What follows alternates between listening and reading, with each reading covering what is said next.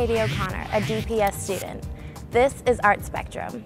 I'm a dancer in the Durham School of the Arts Dance Company. We've just been part of a thrilling and unique experience. Let me show you some of our original performance we put on at the North Carolina Museum of Art, home to one of the premier collections of the work of 19th century French artist Rodin. Most of us know his famous sculpture, The Thinker. Two of our teachers, dance director Christine Fisher and strings director Boyd Gibson, wrote an original piece based on Rodin's monumental sculpture, The Gates of Hell, a work that contains 180 individual pieces that tell a story. The challenge for us, the dancers and the musicians, is to make a sculpture come to life in dance and music. We use everything we've learned to make the performance a success. What's so impressive is that both teachers approach the same sculpture, something that doesn't move, from two different disciplines that fill it with movement and sound, and we sort of bring it to life.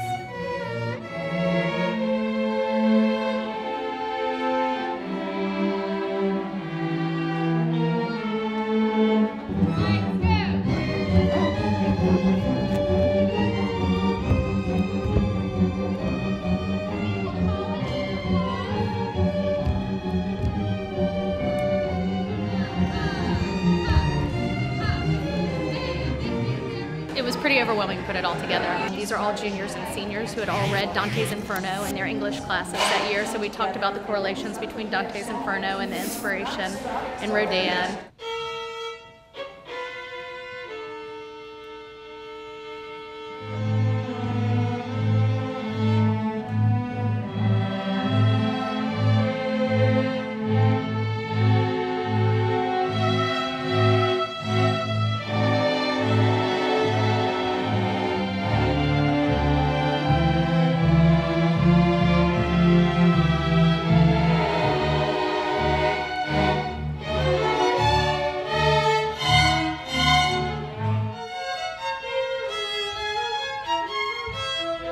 Most of the arts at our school, you can't really collaborate because art, there's no rhythm, things like that. But with the dancers, you know, they're made for each other. It's great.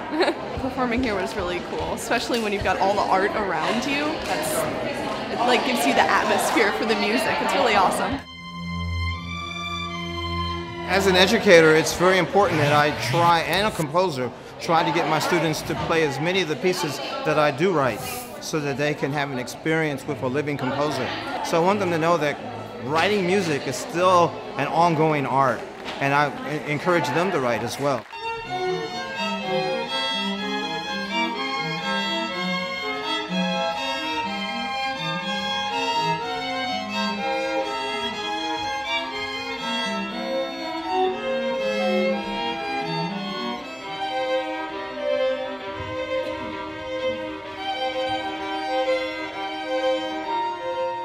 These students are also very advanced choreographers themselves, and I call on their movement invention too. There are two sections in the work. One is actually completely improvised. The clump moved across the stage, and there was lifting, and 4 dancers were left on the floor. That was completely improvised. They had an overall structure. They knew where they had to be and in what part of the music, where to go. But the movement, they were making it up as they went.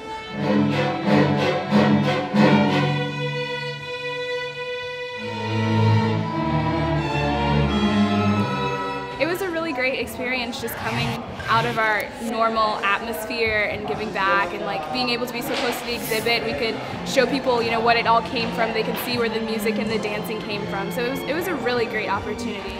The arts helping the students in other areas and all aspects of life was just everywhere in the creation of this process.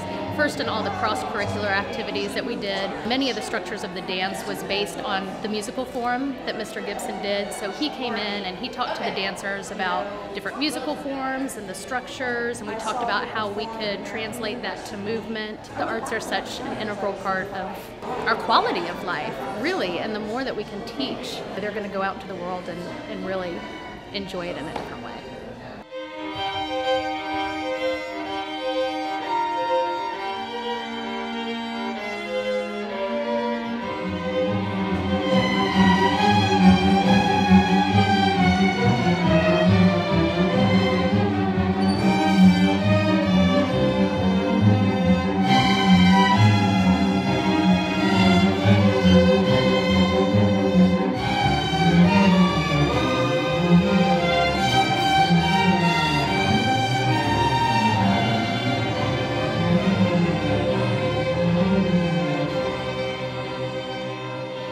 Being part of such a unique experience, both interpreting my teacher's original work and performing at the museum, has been a thrilling experience.